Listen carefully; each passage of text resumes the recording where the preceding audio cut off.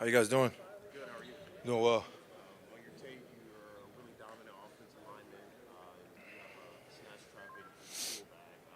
What's your mindset as you take the field, and what kind of edge do you play with on the field? Yeah, I mean, I feel like there's only one way you got to play O-line, man. That's just nasty. And I feel like every Saturday or just every day you practice being violent with your hands or just trying to be explosive off the ball and just trying to, you know, put your will on the other guy. Like just you got to dominate. That's my whole mindset every single play. More times than not, I feel like I'm doing my best to finish guys. So. You move so well in space, and they had you pulling at Washington and blocking down and Yep. leading out in space. What does that say about your athleticism and your ability to do that, and how it would translate to the next level? Yeah, I feel like that's something that just really separates me is that my ability to move out in space, like you said, whether that's pulling on like a counter play or getting out on the screen or just simply blocking somebody out in space one-on-one. I mean, I feel like that's where I excel. That's where I think is one of my strongest like attributes as a player for sure. You and Roger both are strong pass protectors. Mhm. Use your hands really well. What goes into the coaching points that you've gotten over your time in Washington that allows you to be an active hand fighter and really Yeah. take the fight to the defensive line? Yeah, that's just all credit to my offensive line coach, Scott Huff. Now works for Seattle. And, man, he's molded me and Roger up to be the players that we are today, and all credit to him for sure. I mean, me and Roger kind of bounce ideas off of each other. I learn from him, he learns from me. I just feel like me and him have that relationship where we can kind of bounce, go back and forth and kind of tweak each other's game. I feel like me and him are for sure just products of the people around us. So.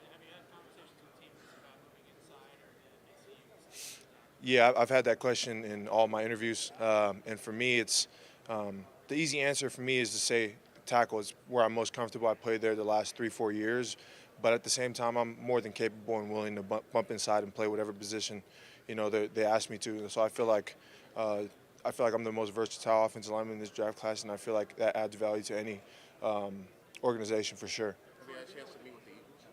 I've not. I ran into Coach Stoutland a couple times now. I just talked to him before I got up here. He's giving me some advice when it comes to the media and stuff like that. But yeah, he's a cool dude. I have. Yeah, it was. Yeah.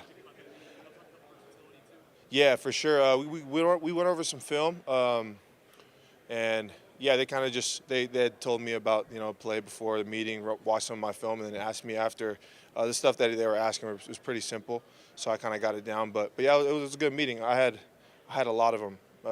Fortunately, you know what I mean. It's through this process, you kind of it's easy to find the negative and being tired and stuff like that. But I'm just grateful to be here and have these opportunities and these formals. I think I had 28 out of 32, so it's a good problem to have for sure.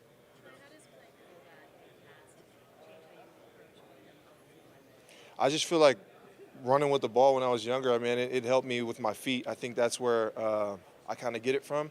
Trying to juke guys, but now it's trying to stay attached to guys, and I feel like that carried over a lot going into high school when I transitioned to offensive line my sophomore year. And at first it was a little. I was like, man, I thought I was going to be a skill my whole life. You know what I mean? But then my coaches had told me that there was an opportunity to go to the next level if I would have just put my hand in the dirt. And I listened. There's a little fight back, but at the same time, man, I'm just grateful that my coaches, they had the best interest for me for sure. Yeah. I don't think so, man. Lamar Jackson, he's just a playmaker, man, and that's what you see just watching him. He's a guy that just likes to make plays, extend plays, and for me, as an offensive lineman, the biggest thing that you can't have as an offensive lineman is like a kind of like a mental clock in your head of when to stop blocking. You know what I mean? Because you never know, especially when you have a guy like Lamar that's able to get out of the pocket and extend plays like that. So, yeah, man, it'd be an honor to block for a guy like that and play for an organization such. How does high school volleyball skills translate to what you do now? Yeah, I mean, I would say it was a little bit easier jumping back then. I was about 60, 70 pounds lighter than I am now, but I feel like, man, um, it helped a lot. I think just the agility it does take to kind of constantly jump every single play. And, I thoroughly enjoyed volleyball. It was something that I did for fun. I grew up around it. My parents played it. My sister played it. I think the footwork, I think there's a lot of things that kind of translate to football. Just being able to move laterally and jump up in the air when you need to.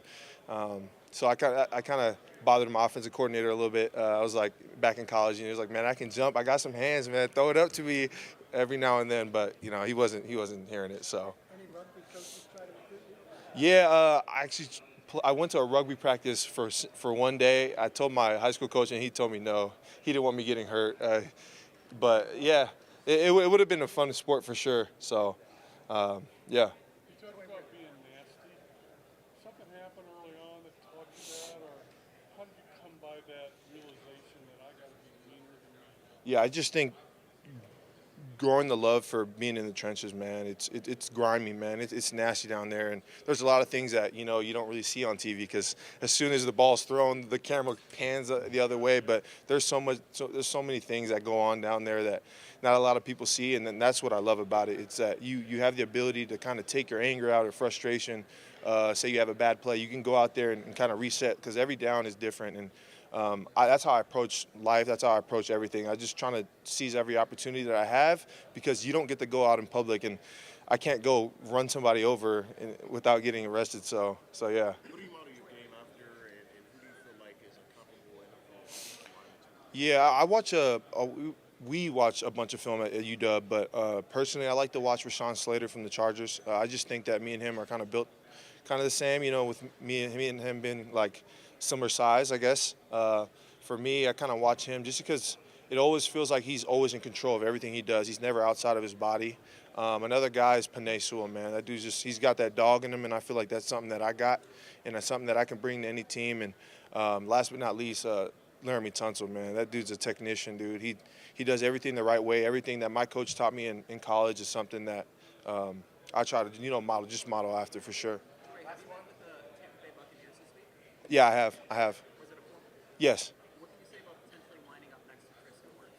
Man, that dude is crazy athletic, big, really big, and he's just like a dog. He's another guy that I watched more previously when he was at right tackle, just to kind of watch his game for sure. And coming out of college, hearing about him on draft day, I've watched him do the combine and stuff like that, and it's just crazy to be here. But at the same time, man, any opportunity that a coach is willing to take on me, and man, I'm more than willing to put my best foot forward and attack it. So, thank you guys. Sorry about that.